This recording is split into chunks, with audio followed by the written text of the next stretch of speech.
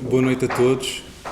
Queria começar por agradecer à Porta 33 e nomeadamente ao Maurício e à Cecília o convite que me fizeram para estar aqui com o Rui Toscano hoje para falarmos um bocadinho sobre o trabalho dele e desenvolvermos uma conversa em torno daquilo que tem sido a produção artística do Rui Toscano.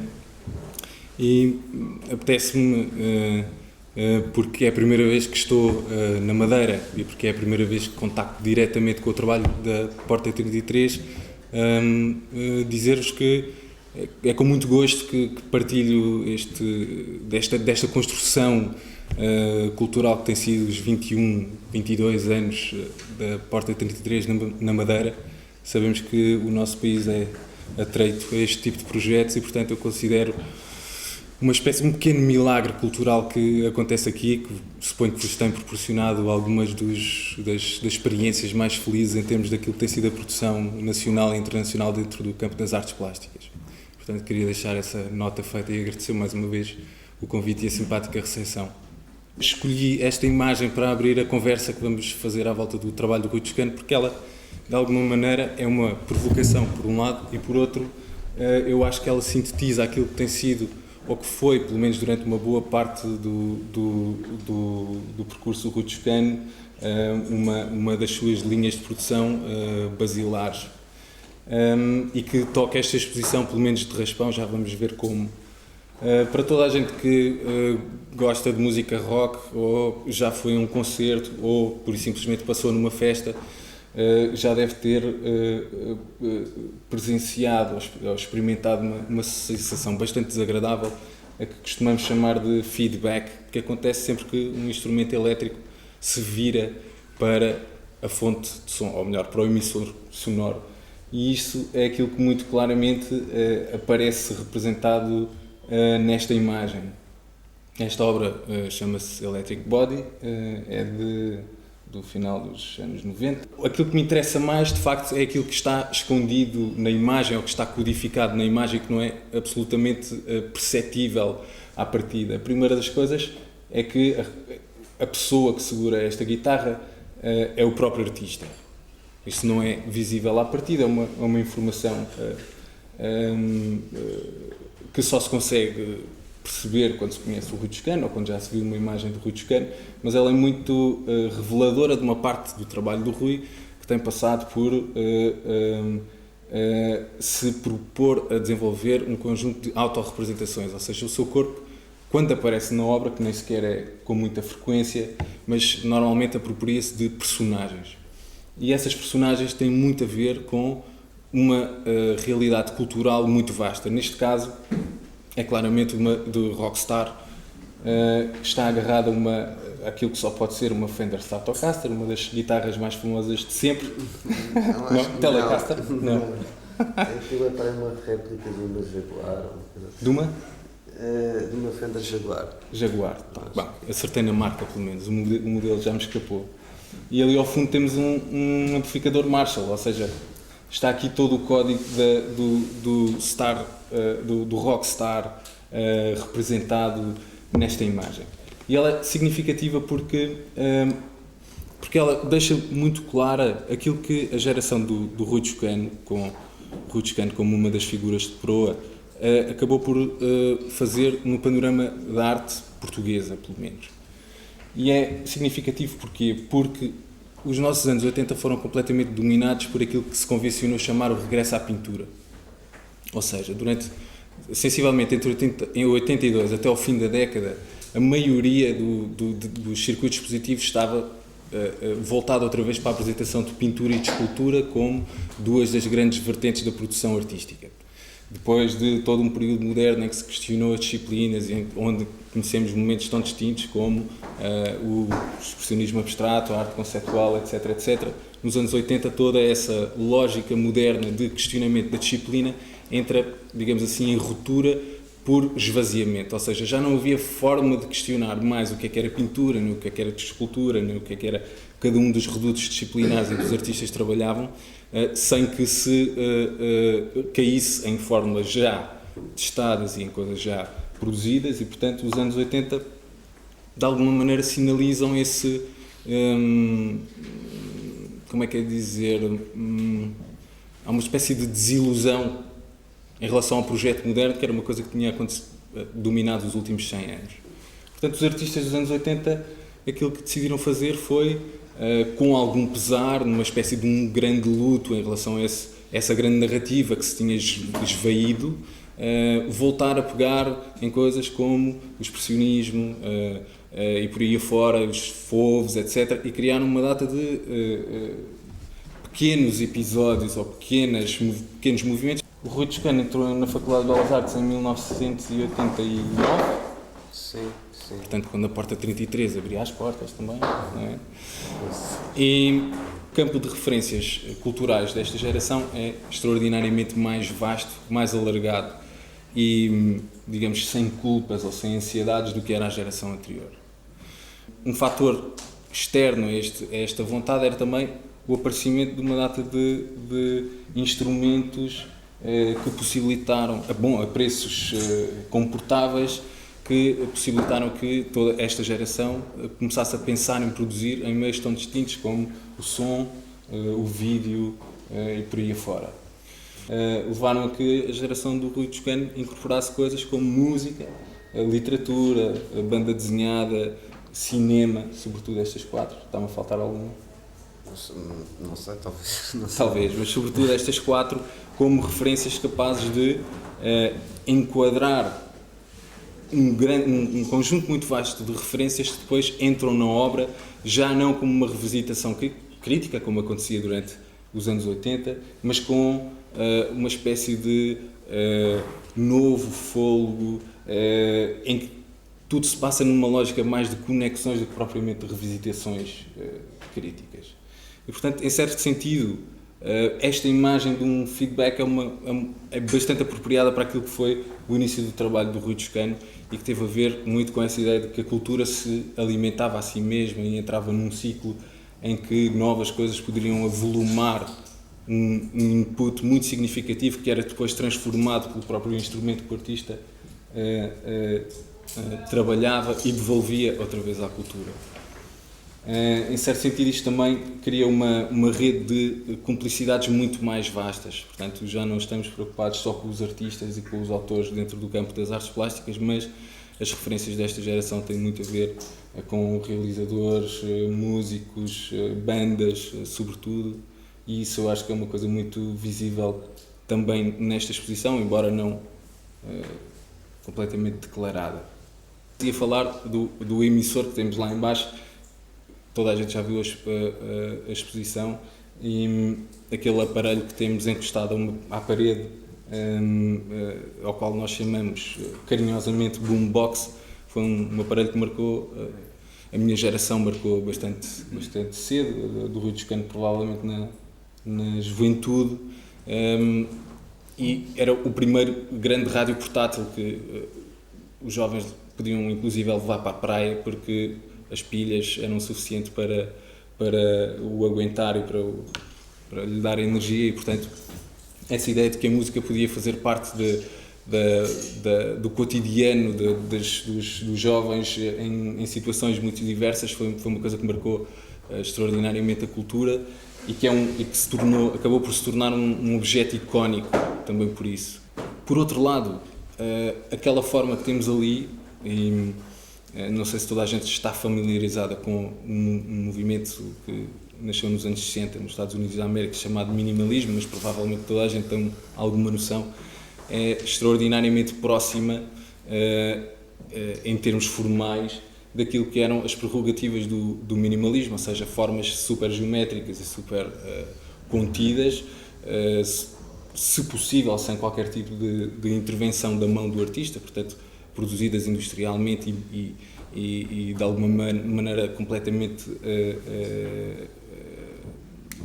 isentas de todo o tipo de expressionismo que o artista lhes pudesse imprimir, e que abriram toda uma discussão em torno do campo da escultura, que tinha a ver com a ideia de que um corpo geométrico dentro de uma sala afeta a percepção que o corpo do espectador tem dessa sala e desse espaço e do tempo de estar dentro dessa sala e desse espaço. Portanto, uma revolução imensa dentro do campo da escultura, que tinha passado até ali sobretudo por uma ideia de forma tridimensional que era trabalhada pelo espectador dentro de uma lógica sobretudo icónica, e portanto há aqui uma aproximação à arquitetura e também àquilo que o design acabou por vir a ser e que acabou por vir a influenciar estas boomboxes.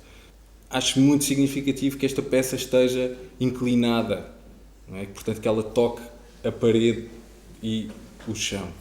Isto, atenção, eu estou a falar por mim e não pelo artista, embora ele já vá falar, porque acho que ele tem coisas para dizer, mas esta exposição eu acabei por vê-la montada só ontem, portanto estas coisas são tudo fabricações da minha cabeça com muito pouco tempo, mas queria dizer-vos que acho muito significativo este toque na parede e toque no chão, sobretudo porque esse não é o âmbito da escultura, também não foi o âmbito da escultura minimalista, que era uma coisa sobretudo posta no chão, ou as peças eram aquilo que eles chamavam freestanding, portanto estavam no meio das salas, mas não tocavam nas paredes, ou tocavam muito tangencialmente nas paredes, eram coisas sobretudo episódicas a esse nível.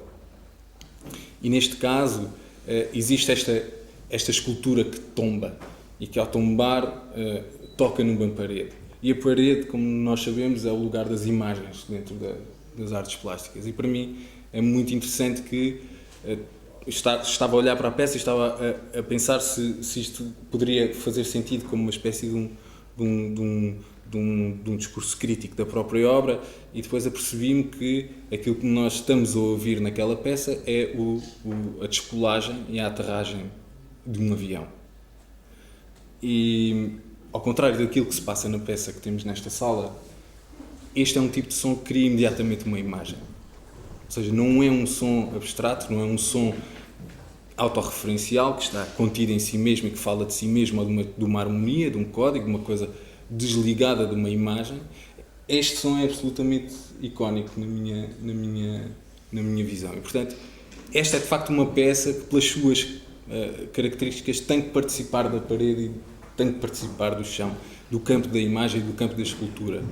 É uma forma muito engenhosa, eu diria, de tratar aquilo. Mas eu gostava que tu falasses um bocadinho disto, e deixa-me dar-te só um input que a Cecília me disse ontem, que eu achei particularmente curioso.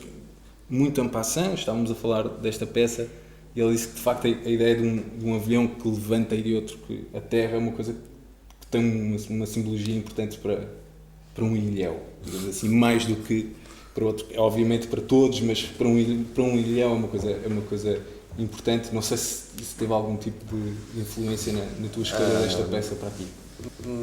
Não, aqui tenho de ser honesto, porque neste sentido essa peça foi produzida antes do convite para a exposição na Porta 33. Já agora, só para que fique claro, é evidente que esse tal posicionamento da peça que tu referes também não deixa de ser uma referência a um escultor minimalista, que é o John McCracken. Para a exposição da Porta 33, a peça que eu fiz e o trabalho que eu apresentei e produzi especificamente foi esta que estamos aqui, nesta sala, que é o vídeo Antena, e que é uma peça que resulta de uma série de desenhos que eu comecei a produzir já há uns anos atrás, e que vem no seguimento de outros vídeos que eu também já tinha feito a partir de desenhos. E digamos que a peça lá de baixo é um complemento à exposição, que eu achei que era interessante em termos de ocupação do espaço, e que fazia também de algum sentido, aqui na Porta 33. Eu vou falar mais sobre o trabalho que eu produzi para aqui, para a exposição, e só para dar umas linhas gerais para explicar como é que este trabalho surgiu. Em primeiro lugar, tenho-me perguntado porque é que eu... qual é o interesse que eu tenho numa antena, ou porque é que eu escolhi as antenas. Eu aqui há duas explicações. A primeira é que, no fundo, de facto, são antenas, mas poderia ser um outro elemento qualquer. Ou seja, eu não consigo encontrar uma explicação concreta porque é que eu escolhi as antenas. Digamos que é um elemento que me atrai, é uma decisão estética, vá lá. Depois, por outro lado, é evidente que tem a ver com uma sequência de trabalhos que eu fiz e tem a ver sobretudo com esses trabalhos que tinham a ver com, eram trabalhos sobre a paisagem e sobre a paisagem urbana. E eu fiz 2 vídeos em 2004 que curiosamente já foram apresentados aqui na Porta 33, o primeiro dos quais era feito a partir de uma série de desenhos. E no plano final desse vídeo, o vídeo só resumindo, trata-se de um travelling vertical em que começa do nível do solo e depois há toda uma série de imagens de edifícios que se vão sobrepondo e é como se fosse uma ascensão de elevador, digamos assim, com uma aceleração, e o plano final que aparece em desaceleração mostra-nos um plano afastado do skyline da cidade de São Paulo. Esse skyline é dominado por uma série de antenas e digamos que aí foi a primeira vez que a imagem das antenas me surgiu no meu trabalho e me interessou. Posteriormente fiz um vídeo também feito a partir de uma série de desenhos e aí já foi um desafio que me fizeram, que era para a propósito da representação portuguesa na Bienal de Arquitetura de Veneza de 2004 e esse desafio foi-me feito porque eu tinha feito uma série de trabalhos sobre paisagismo urbano e esse vídeo de São Paulo, mas para o qual eu achei mais interessante focar-me na cidade onde eu vivia, na minha cidade, que era Lisboa. E a ideia que eu tive para trabalhar a cidade de Lisboa foi evitar todos os clichês que nós temos sobre a cidade, até porque era um assunto que me era muito próximo. O dispositivo é um dispositivo quase contrário àquele que eu tinha usado no outro vídeo, tratava-se de uma panorâmica, e todo o movimento, em vez de ser um movimento vertical, era um movimento horizontal. E havia um momento específico nesse vídeo no qual eu resolvi fazer um segmento em que incluí todas as antenas que eu desenhei na cidade, incluí-as todas no mesmo segmento. E portanto, dentro desse vídeo, esse segmento surge quase como uma sequência de escape, quase uma sequência que corta completamente. Que skyline racional. Aliás, aquilo não é nada reconhecível, poderia ser em Lisboa, como poderia ser em qualquer outro sítio. E esse segmento foi todo trabalhado em termos de sonoplastia com sons que eu fui encontrando, fui pesquisando, sons eletrónicos, sons de rádio, sons de transmissões, sons de código de Morse, toda uma série de sons, e depois essa sequência de facto interessou-me em termos de visuais e em termos de experiência sensorial. A partir daí eu tive a ideia para fazer um vídeo unicamente só a partir de antenas e comecei a fazer uma série de desenhos de antenas. O princípio do meu trabalho nos desenhos e nos vídeos começa por ser eu fotografo, eu sou o próprio a ter as fotografias, portanto logo aí há uma escolha deliberada da minha parte sobre aquilo que eu quero fazer. E passo primeiro pela fotografia e através dessa mediação da fotografia comecei a pesquisar e a fotografar só antenas e o segundo aspecto, a segunda coisa, digamos, que me deu a ideia para o vídeo foi o som. E o som, o que eu quis fazer foi partir de um tema dos Kraftwerk, que é um tema dos anos 70, que se chama precisamente Antena. E eles... Mas falar um bocadinho dos Kraftwerk. Assim, esse tema é de um disco que é o Radioactivity. O disco surge em 75 e é o segundo disco que eles fazem em que, digamos, o trabalho deles é focado na música pop eletrónica. Eles tinham feito uma digressão nos Estados Unidos no ano anterior e tinham comprado um sintetizador que, se não estou a erro, chama-se Micromoog. Portanto, é da marca Moog, é um sintetizador que chama-se Micromoog. E nesse tema do Antena, eles utilizam sons desse sintetizador, e o que é interessante no tema é que os sons que eles usam não são, digamos, nem constituem a parte rítmica da música, nem a parte melódica. São sons, são barulhos, digamos assim, que vão pontuando toda a música e que têm um efeito sobre o ouvinte muito interessante, que é como se o som personificasse aquilo que poderia ser o som de uma antena.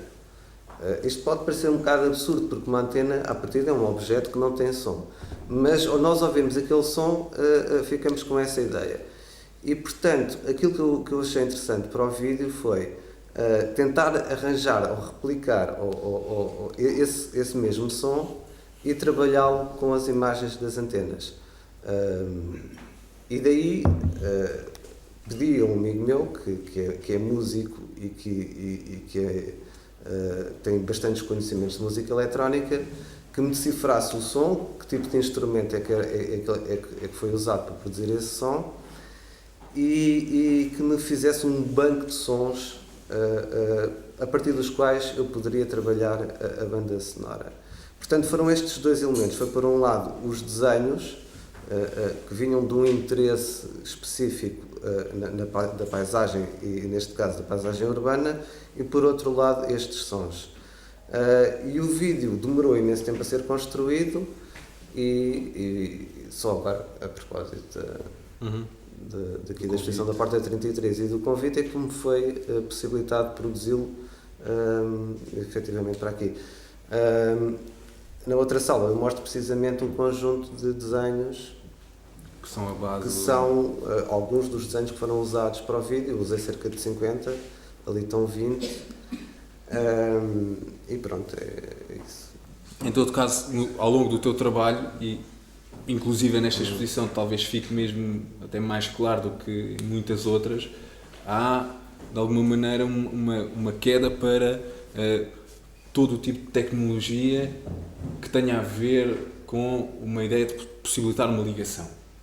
E isso volta a esta situação que eu estava a querer firmar, desta ideia de a tua prática é estabelecer estas ligações e criar... Sim, é uma visão possível. Não é? Quer dizer, neste caso então temos um avião, portanto, o dispositivo de conexão por excelência da contemporaneidade, pelo menos, e uma antena como qualquer coisa imaterial, mas que é também aquilo que permite uma emissão e uma recepção. Ao mesmo tempo, isso quase parece que cria uma grande metáfora sobre o que é que a arte pode ser, mas que ao mesmo tempo eu julgo que não é uma coisa na qual tu acredites, na ideia de arte como comunicação. Não. Aí há, por acaso, é interessante tu fazeres essa ligação com a peça de baixo dos rádios, porque elas seguem uma estratégia diferente na utilização do som, de facto. Aquilo que tu tinhas dito há pouco, que aquele objeto que tem aquele aspecto minimal, de escultura minimalista, e que o som é absolutamente reconhecível, é um som que nos dá uma imagem e é muito imediato. Sempre fez parte da minha estratégia de usar o som, não é só naquele caso, noutros casos, outros trabalhos, isso já acontecia. Em oposição, por exemplo, à utilização do som aqui no vídeo, em que temos a imagem que é absolutamente reconhecível e figurativa, é uma antena, mas depois o som é completamente quase abstrato, não é? Completamente abstrato, quer dizer, não há um reconhecimento. Mas há aqui um aspecto que a mim me interessava neste vídeo e que já agora, que sempre foi, eu queria que o espectador se sentisse de alguma forma desorientado. A mim interessa-me que neste vídeo, a maneira como ele foi editado, a utilização do som e das imagens, que o espectador, e quando eu digo espectador não estou a dizer o outro, estou a dizer logo a mim mesmo, não é? Eu próprio, não tivesse tempo sequer de pensar.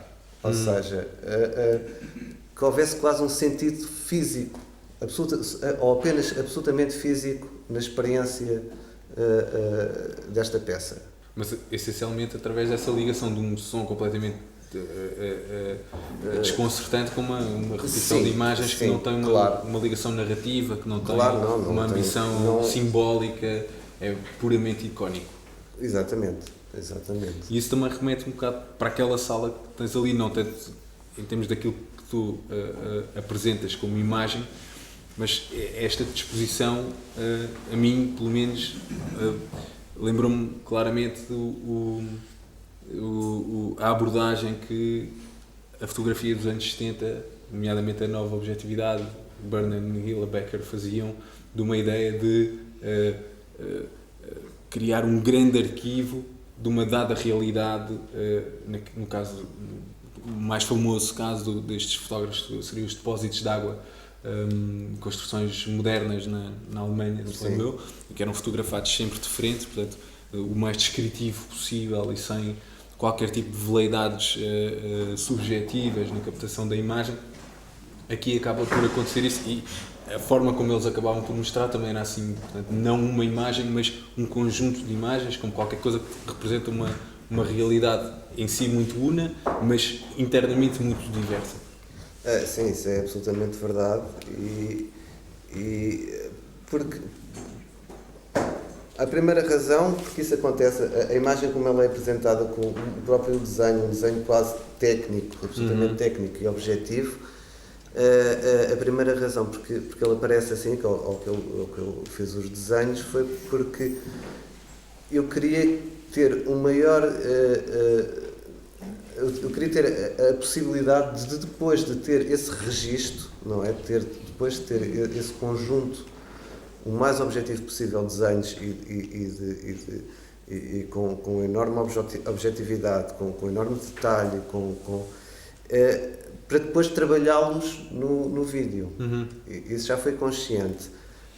E no caso da apresentação aqui, teve não só a ver por uma questão de decisão em relação ao espaço, mas também porque há esse lado que tu dizes que é verdade, apresentá-los como um arquivo, porque é interessante até pela comparação entre cada um dos desenhos. Isso também acontecia com os Becker. Claramente, isso era evidente. Por outro lado, às tantas, ao fazer o trabalho, porque isto como se torna um processo muito longo, isto no fundo foi um vídeo que demorou 5 anos a ser feito, se tivermos em conta o início da série de desenhos, é evidente que começa a haver uma relação com o objeto que está a ser trabalhado cada vez mais forte, mais profunda. E houve uma série de decisões que a mim me foram interessantes.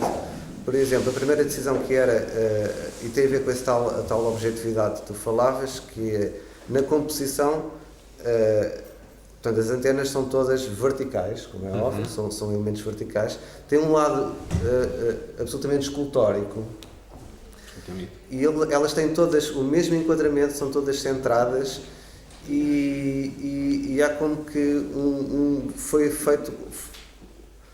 aparece como um registro absolutamente normatizado. Não há nenhuma hierarquia entre elas. E isso para mim foi absolutamente fundamental trabalhá-las assim. Sim. Essa nivelação dentro do próprio grupo. Ao mesmo tempo fazem-me lembrar claramente de retratos. Sim, porque completamente. As antenas são obsessivamente simétricas. Não são todas, por acaso estas não são todas, mas são construções altamente simétricas e, portanto, têm essa relação muito clara com a própria fisionomia humana. Não é? Tem, completamente. E enquanto peças escultóricas, eu, por acaso, gostava que comentasses isto, porque já estava-me a lembrar, por exemplo, do Right Stuff, cujo suporte é uma peça escultórica que tem um mini DV, não é? Um LCD. Tem um LCD, mas neste caso aquilo que me interessa é que ele está numa escultura que também tem algumas reminiscências deste tipo de construção e que são construções essencialmente da engenharia. Não é? Tu tens uma preferência por esta... É claro, quando eu disse que eu fiz o trabalho com antenas, mas poderia ter feito com qualquer outro elemento. Há um interesse, de facto, também neste tipo de elementos e neste tipo de estruturas que são das antenas, porque são aqueles elementos, são estruturas que estão na nossa paisagem, que são quase marginais, quer dizer, nós temos uma ideia que é um elemento agressivo da paisagem, não tem, digamos, não encontramos numa antena ou numa estrutura mais tecnológica o interesse que poderíamos ter numa outra estrutura arquitetónica. Não é? Aliás, uma antena, basicamente, não sei se poderá ter a ver, não sei se há antenas desenhadas por arquitetos, mas essa é uma coisa vista como um elemento agressivo da paisagem, negligenciado. E esse aspecto interessa-me, como é evidente. Porque não é evidente. Mas dirias que te interessa também porque há essa redução formal e estética, porque são objetos claramente funcionais ou eminentemente funcionais. Sim, sem dúvida. Tem uma outra carga completamente diferente. De certa forma é como queres trabalhar quase com o mínimo indispensável em termos daquilo que são os teus materiais. É um som que não representa nada, embora possa ilustrar uma antena, e uma antena que é uma estrutura que não. Ir buscar um objeto que não tenha uma carga que atire para outros campos que não me interessavam. É um bocado isso também.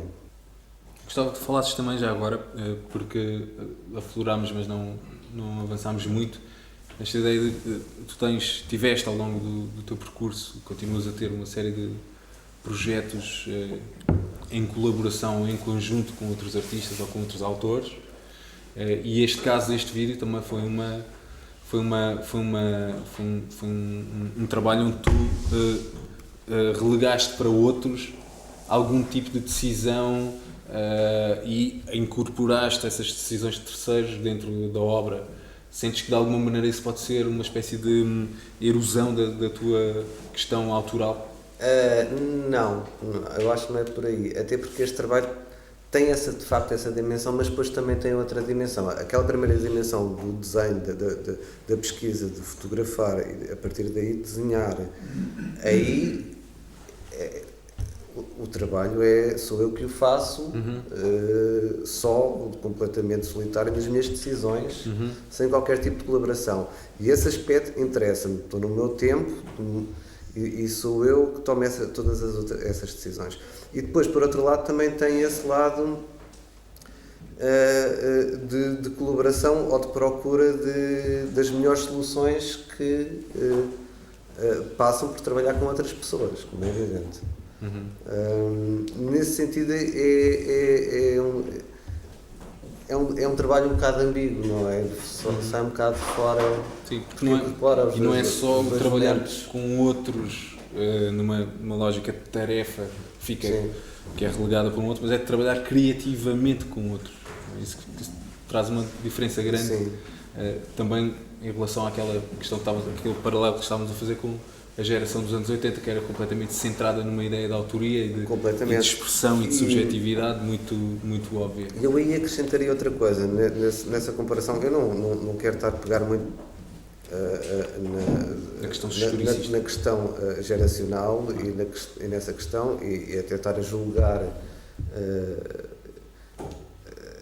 as pessoas que trabalharam nos anos 80, mas eu acho que havia também uma outra diferença. Não há juízo nenhum aí. Não, quando tu dizias que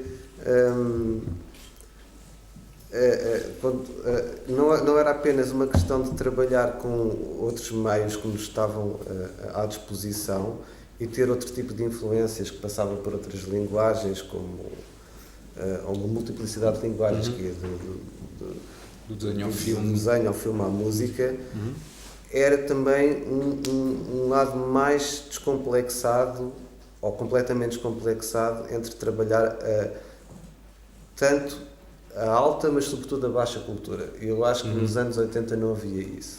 Pois, precisamente. E eu acho que isso até é o dado mais relevante. Sim. Aquela ideia de que as referências... Obviamente estamos a generalizar, isto tem um processo complicado, mas as referências dessa geração são dentro do próprio campo das artes plásticas e dentro da chamada alta cultura, e a vossa geração acaba por fazer uma abertura ao vernacular e à baixa cultura, a tudo aquilo que era produtos populares, digamos assim, mas de uma forma que não tem a ver com relação crítica e muito centrada na ideia da sociedade de consumo que tinha acontecido nos anos 90, não é? Tem a ver mais com uma ideia mais vasta de cultura, não é? Que a cultura não quer dizer que uma música dos Kraftwerk pode funcionar como qualquer coisa que ativa uma determinada realidade, e que essa realidade é frutífera em termos de produção de sentido dentro de uma peça e dentro de uma exposição, mesmo que ela não seja muito evidente, não é? Certo? Claro. Era exatamente nesse aspecto que eu queria tocar. Ia-te fazer aqui mais uma provocação. Continuava aqui nesta minha... Acabava aquela lógica que acabei por começar em relação a esta exposição em particular, porque eu continuo a achar que as antenas não são uma escolha tão arbitrária quanto isso. E eu acho que elas têm muito a ver também com este diálogo que tens vindo a fazer com a própria cultura moderna, nomeadamente com o minimalismo, com a arte conceptual, que tu também tocaste de forma muito interessante, e também com esta ideia de jogo, que é uma coisa muito nova, ou muito recente, de alguma maneira, que cria um contraste muito grande com aquilo que era a seriedade do modernismo. Mas eu arriscava-me a dizer que normalmente a história do modernismo pode ser sintetizada como uma espécie de ansiedade em relação à disciplina, não é? Ao meio. O que é a pintura? Vamos reduzir tudo o que é a pintura aos seus elementos mais estruturais, digamos assim. A cor, a superfície, a linha, tudo aquilo que faz parte do universo da pintura deve estar retratado eminentemente e imediatamente visível na pintura, e no campo da escultura o mesmo. Portanto, havia uma ideia de uma ansiedade em relação ao meio que era muito evidente. Neste caso, eu achei interessante que tu tivesses reunido nesta exposição coisas que têm muito a ver com o meio, não é? Como qualquer coisa que suporta um determinado nível de dados, não é? E a superfície da pintura, assim como a matéria da escultura, são coisas que potencialmente transportam dados, mas que já não é provavelmente pensada com a ansiedade do meio, ou seja, de qualquer coisa que tem a ver com substância e com matéria, mas com uma ideia de potência do canal, que é qualquer coisa completamente distinta, que é uma ideia de poder pôr de facto em ligação, muito mais do que perceber qual é a substância e a natureza ontológica do meio, não é? A antena, assim como o avião, são coisas que possibilitam essa ideia de transportar, de pôr em contacto, de enviar um sinal que pode ser codificado e descodificado de um lado para o outro, sem que isso tenha que se traduzir imediatamente numa ideia de comunicação, numa ideia mais, digamos, rasteira de comunicação, como fazer passar uma mensagem que é completamente perceptível, como quem diz: eu vou comprar pão, não é? E portanto acho muito curioso, porque de alguma maneira esta exposição ajudou-me também a perceber coisas que eu achava que já estavam no teu trabalho e que para mim não eram completamente perceptíveis em termos de como é que tu cozias estas coisas todas, mas eu acho que esta incorporação da antena não é de todo arbitrária, no sentido em que é descuidada ou meramente qualquer coisa na paisagem que te interessou muito, mas exatamente por causa dessa potência que a ideia de pôr em ligação tem com a tua própria forma de olhar para a cultura e para a produção artística. Acho que é uma visão interessante. Isso faz-me lembrar um bocado a estratégia dos Kraftwerk, que é muito interessante. isto pode parecer um absurdo, mas a dimensão poética deles é muito engraçada. A letra do tema Antena é quase uma receita, ou digamos, técnica do que é uma antena. É uma descrição fria do que é uma antena e do que é uma transmissão. E isso é muito engraçado. Quer dizer, e eles têm essa estratégia não só em relação a esse tema, mas também em relação a todo o trabalho que eles desenvolveram nessa altura. É quase como uma rejeição, ou melhor, é focar num ponto para não haver uma certa dispersão. Não é? Sim, completamente. Concentrar toda a atenção numa determinada realidade. Talvez, não sei. Mas é capaz de ter sido mais. Por acaso, ontem falaste nisso. Sim, e eu fui ver o vídeo de Antena. E por acaso apontei isso mesmo. A letra do Antena diz: eu sou a antena a apanhar vibração. Tu és o transmissor, dá-me informação. E é completamente lapidar. Não, quer dizer, tem tudo, mas não tem nada. Não tem nada, quer dizer, é uma estrutura, é uma espécie de um wishful thinking, digamos assim, dessa ideia de potência que a antena traz em si, mas sem qualquer tipo de substância. E isso é muito característico, acho eu, também de uma forma não ansiosa de lidar com a cultura, mas de olhar para estas estruturas como oportunidades e como... Mas eu acho também... Mas olha, temos uma pergunta, se calhar vamos aproveitar. Boa. Uma questão para acrescentar ali, talvez a discussão, força. Até como questão também, Sim. relativamente a antenas, estamos a falar de antena e de facto não foi uma banana, é uma antena, e eu julgo que formalmente, precisamente porque agora estão a tocar nessa questão da linearidade, da antena, eu julgo que é muito do trabalho, pelo menos como espectador, acompanhei essa exposição na altura cá e verifiquei esse gosto pela linha que é do desenho, do desenho, e a antena é linear, portanto há aí uma relação pessoal também que se pudesse explorar por aí, para além de todas, também concordo com a visão da questão mais conceptual e simbólica da antena, a comunicação. Há um lado formal muito forte. Mas eu acho que isso tem a ver com a tal estratégia que o Bruno falava de uma representação objetiva, porque a linha é isso, não é? Tem a ver com esse lado objetivo, frio e técnico de representação. Eu acho. Sim, necessariamente, completamente.